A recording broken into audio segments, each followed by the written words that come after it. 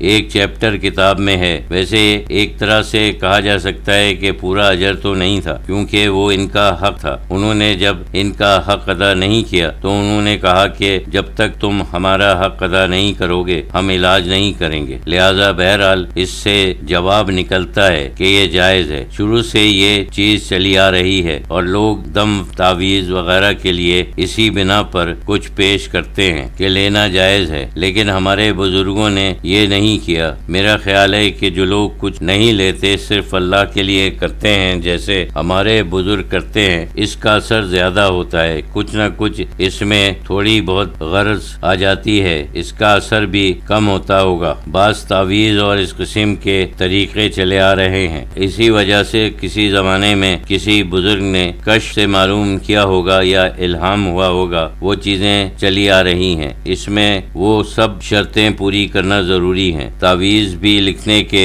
مختلف طریقے ہیں۔ یہ لوگ روحانیت کے تعویذ نہیں لکھتے، کچھ حساب سے لکھتے ہیں، ستاروں کے اثرات کے مطابق۔ ویسے صوفیوں کا طریقہ ایسا نہیں ہے، یہ تو عاملوں کا طریقہ ہے۔ صوفیوں کا طریقہ یہ ہے کہ ان کی جو نسبت ہے اللہ کے ساتھ، اسی کو کام میں لاتے ہیں، یا کچھ اپنی طرف سے لکھتے ہیں۔ کچھ چیزیں اگر پہلے سے چلی آ رہی ہیں تو اسی طریقے سے لکھ دیتے ہیں، لیکن اگر اپنی طرف سے لکھتے ہیں تو کوئی بھی آیت جو اسی مفہوم کی ہو۔ بعض بزرگوں نے کچھ چیزیں ایسی اپنی طرف سے لکھ دی ہیں، کچھ اردو میں، کچھ ہندی میں، جو کہ اس وقت سمجھ میں آیا، وہ بھی چلی آ رہی ہیں جو اس وقت ان کے ذہن میں آیا۔ حضرت شیخ شاہ عبد الباری رحمۃ اللہ علیہ جو ہمارے سلسلے کے بزرگ ہیں، حضرت شہید اللہ فریدی رحمۃ اللہ علیہ کے دادا پیر ہیں، ایک دفعہ کسی جگہ جا رہے تھے، راستے میں سخت بارش ہوئی تو ایک مکان میں وہاں زچگی ہو رہی تھی۔ مالک مکان کی بیوی بہت سخت تکلیف میں تھی، وہ شخص بہت سخت ظالم مشہور تھا، اس وقت پریشانی میں تھا۔ اس نے کہا کہ آپ لوگوں میں سے کوئی تعویذ جانتا ہو تو لکھ دے۔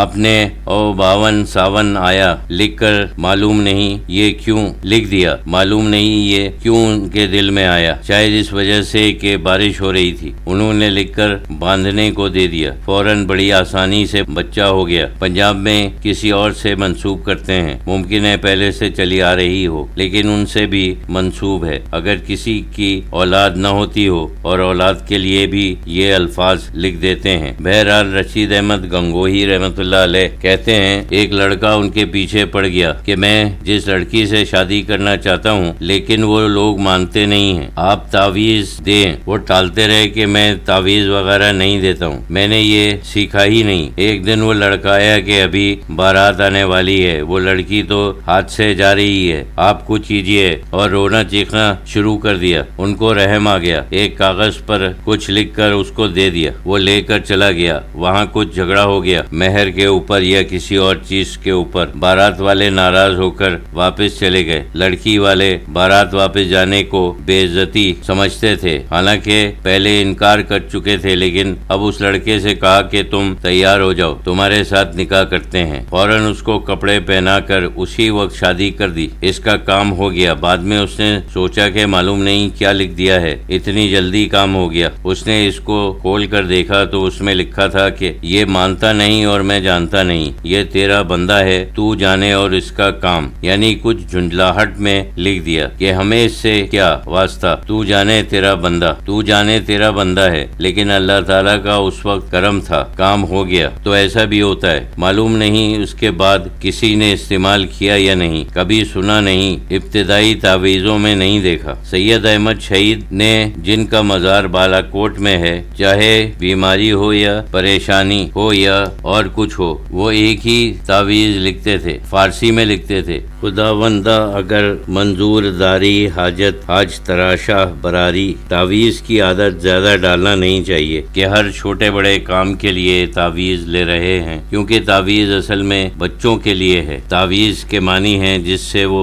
شیطان کے ضرر سے بچیں۔ اعوذ باللہ من الشیطان الرجیم۔ لفظ تعویذ تعوذ سے نکلتا ہے، یعنی پروٹیکشن یا حفاظت۔ تعویذ اصل میں وہ چیز ہے جو بچوں کے گلے میں ڈالی جاتی ہے۔ صحابہ صحابہ کرام کے زمانے میں وہ یہی لکھتے تھے۔ یہ رسول اللہ صلی اللہ علیہ وسلم سے منقول بھی ہے۔ جن بیماریوں کے لیے دم کرتے تھے، قل اعوذ باللہ من شر ما خلق، اس کا مختصر ہے۔ میرا خیال ہے کہ سب سے پہلا تعویذ جس کا روایتوں میں ذکر آیا ہے وہ یہی ہے کہ ممکن ہے قل اعوذ برب الفلق یا ناس، دونوں یہ بچوں کے گلے میں ڈالتے تھے، لیکن اس زمانے میں جو پڑھ سکتا تھا اس کو کہتے تھے کہ پڑھو، یعنی پڑھنے والے آدمی کو تعویذ نہیں دیا جاتا تھا۔ اب تو لوگ تعویذ اصل میں کام سے بچنے کے لیے لیتے ہیں، یعنی اگر ان سے کہیں کہ یہ پڑھو، 2 رکعت نفل پڑھ کر اتنی بار یہ پڑھو، تو کہتے ہیں کہ تعویذ ہی دے دیجئے، مطلب یہ ہے کہ کچھ کرنا نہ پڑے۔